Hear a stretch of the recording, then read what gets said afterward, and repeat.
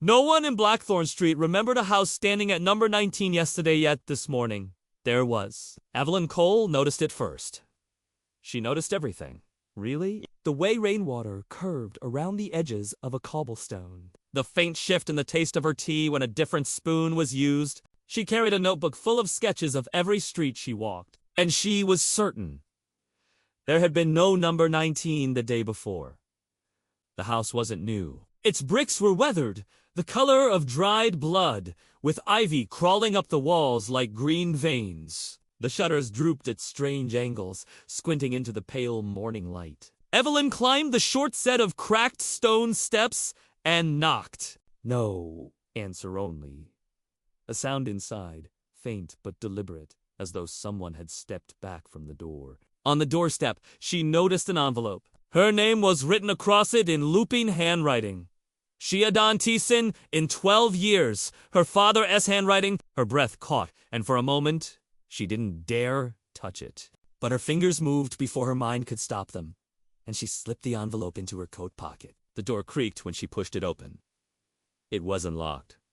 The hallway smelled of lavender and damped wood, the exact scent of her childhood bedroom. Her pulse quickened. The living room was dim, lit only by slats of daylight forcing their way past the shutters. A grandfather clock stood in the corner, pendulum swinging with a steady, unnatural rhythm.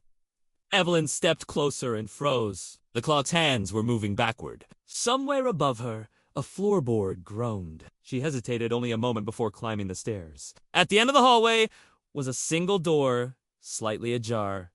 She pushed it open. The room beyond was lined entirely with mirrors. Dozens of them, each reflecting her face spots at different ages.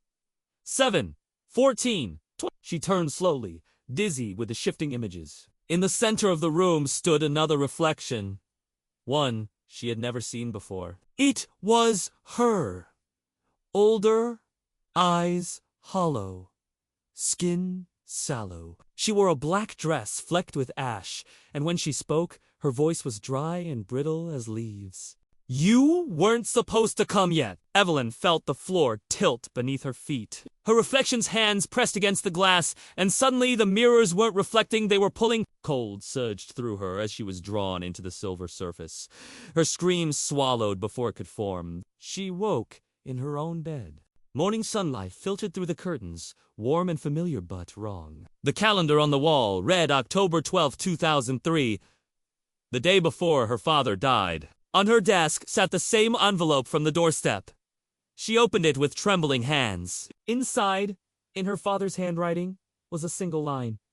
Don't open the door this time. From outside, somewhere down the street, she heard the faint, deliberate tick of a clock moving backward.